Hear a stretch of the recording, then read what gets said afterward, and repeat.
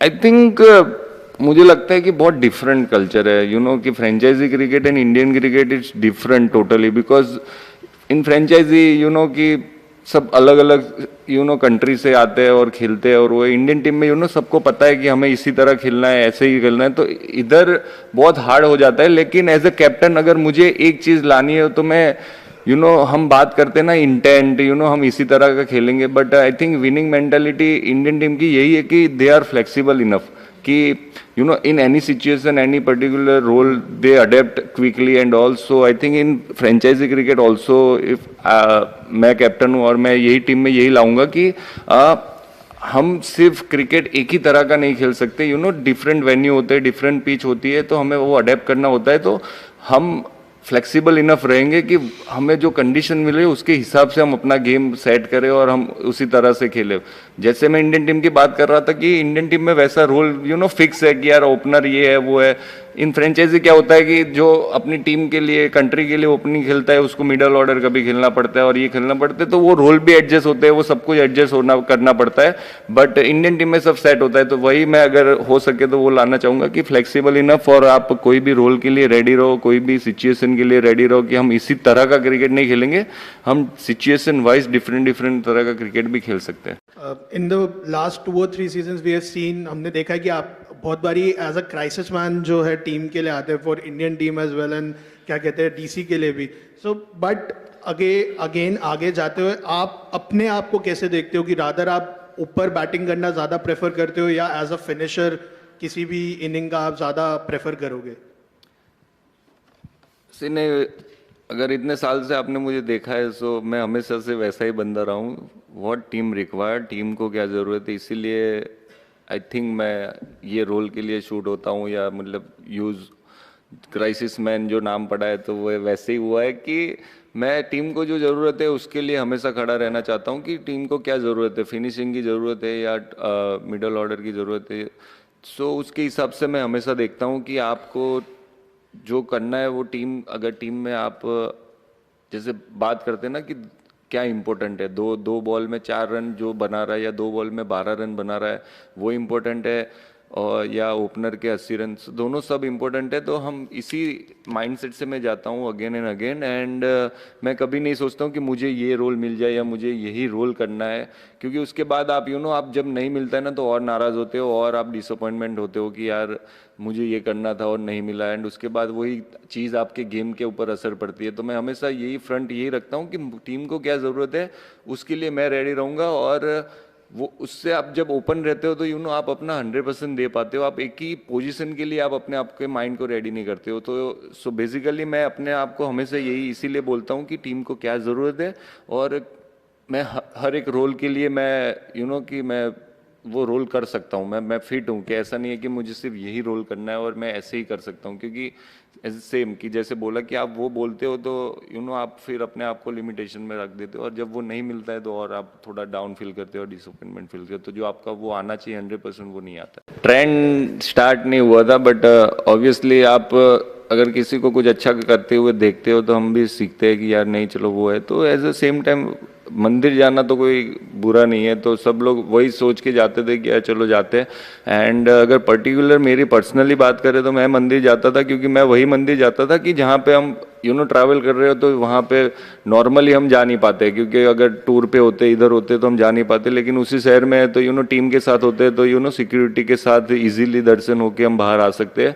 Personally जब जाएंगे तो उतना ऐसी भीड़ में हम पब्लिकली इतना बाहर जाके दर्शन नहीं कर पाते, तो वही रीज़न होता था कि मैं जब जाता था। लेकिन उसके बाद सब लोग स्टार्ट हुए, मतलब ऑब्वियसली मैं अकेले, आप अगर जाते हो अकेले जाना तो 2-3 दोस्त को साथ में लेके जाते हो, तो उसके साथ ऐसे फिर टीम में ऐसा ही हो गया कि फिर सबको पूछने लगे कि यार हम जा रहे हैं तू जाना है, तो ऐसे करके फिर हम 5-6 लोग जाते थे। तो ऐसा कुछ लक और ऐसे कल्चर वर्चर कुछ नहीं है, जस्ट नॉर्मली मंदिर प्रे करने जाते थे एंड वापस आ जाते। बट ऐसा दिल्ली कैपिटल्स में जिसका मन होगा मैं प्रे करूंगा, मैं डायरेक्टर साहब और कोच साहब को मैं लेके जाऊं और दर्शन करवा के आऊँ। बट अगर दिल्ली में कोई अच्छा मंदिर हो तो आप सजेस्ट करना कि जा सके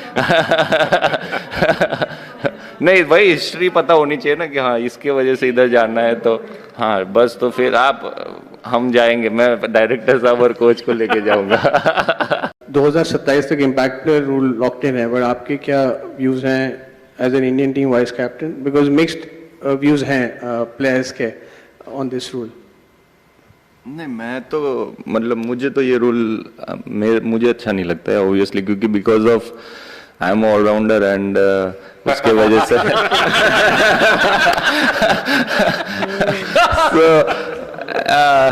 यू नो कि बैटिंग और बॉलिंग में पहले ऐसा होता था कि ऑलराउंडर पिक करते थे. Because of this rule I think every team management go with या पर्टिकुलर बैट्समैन या पर्टिकुलर बॉलर के लिए जाते हैं कि यार हमें ऑलराउंडर की क्या जरूरत है, वो दो. सो आई थिंक उसके वजह से मतलब मुझे एज ए मैं भी ऑलराउंडर हूँ, तो मुझे वो रूल्स पसंद नहीं था. But at the same time हमारे हाथ में जो है वो अगर रूल्स है तो है, उसको हमें फॉलो करना है. बट अगर पर्सनल व्यू में आई थिंक मुझे लगता है कि मुझे वो रूल पसंद नहीं है. अक्षर, उसी का कंटिन्यूशन है, जैसे कि आपकी बैटिंग के बारे में बहुत बात होती है लास्ट 2 साल में आपने बैटिंग में इतना अच्छा किया है. लास्ट ईयर आपने इतनी बॉलिंग नहीं डाली थी, ये क्या इम्पैक्ट रूल की वजह से ज़्यादा था क्या? नहीं, इम्पैक्ट वजह की वजह से नहीं था. वो चैंपियंस ट्रॉफी के बाद आई थिंक चैंपियंस ट्रॉफी उससे पहले ही था. चैंपियंस ट्रॉफी में मेरा स्पिनिंग फिंगर कट हो गया था. सो उसके वजह से मैं जब वापस बॉलिंग कंटिन्यू कर रहा था तो वो अगेन बॉल की सीम की वजह से वो और कट होते ही जा रहा था, एंड वो थोड़ा डीप कट हो गया था. तो उसके वजह से मैं वो प्रेशर नहीं दे पा रहा था बॉल पे, वो रोटेशन नहीं मिल पा रहा था. तो उसके वजह से मैं बॉलिंग कम डाल रहा था. जितना हो सके उतना सोच रहा था कि अगर जरूरत है तो डालूंगा, अगर नहीं तो कि मैं अपनी फिंगर शेव करूंगा. तो बट अगर फिर after 7 matches I think most of the game में मैंने वो जब ये मेरी फिंगर हो गई अच्छी, उसके बाद मैंने सब में कंटिन्यू किया. तो इम्पैक्ट प्लेयर की वजह से नहीं था वो. कैप्टन के लिए सवाल है. कैप्टन, जो करंट इंडियन क्रिकेट टीम है उसको ग्रेटेस्ट एवर T20 टीम बोला जा रहा है. Would you agree with this? और ये आपके नज़रिए में ये डोमिनेंस कैसे मेंटेन कर सकते हैं? क्योंकि हमने देखा था 24 के बाद भी टफ कॉल्स ली गई, 2026 के कैंपेन के बीच में भी टफ कॉल्स ली गई. तो ये डोमिनेंस हम आने वाले 28 में 2 इवेंट से कैसे मेंटेन कर सकते हैं?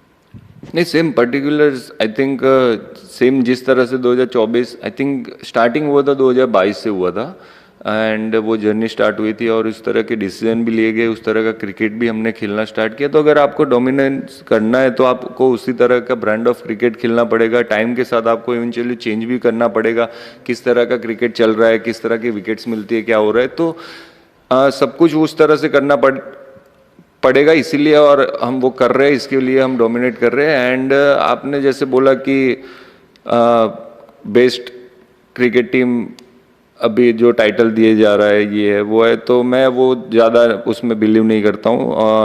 मुझे लगता है कि हर एक टीम में जितने भी लोग खेलने आते हैं और जो भी पीक होते हैं वो ऑब्वियसली सबसे बेस्ट होते हैं. एंड एक टाइम की बात होती है, एंड वो एरा की बात होती है कि क्या ये टीम अच्छा कर रही है, और वो जब कॉम्बिनेशन सेट हो जाता है तो वो वो टीम ऐसा लगने लगती है कि यार हाँ ये बहुत ही सब कुछ अच्छा कर रही है. तो मुझे लगता है कि एनी गिवन डे ऐसा नहीं है कि हम भी हार सकते हैं, हम भी खराब खेल सकते हैं, खराब टाइम मतलब खराब मैच आ सकता है, सब कुछ आ सकता है. तो क्रिकेट में यार मुझे लगता है कि ऐसा नहीं होता कि यही ग्रेटेस्ट है और यही हो है. बट यस, डेफिनेटली हम डोमिनेट कर रहे हैं और अच्छा क्रिकेट खेल रहे हैं, उसकी वजह से हम कंटिन्यूसली वो कर पा रहे हैं.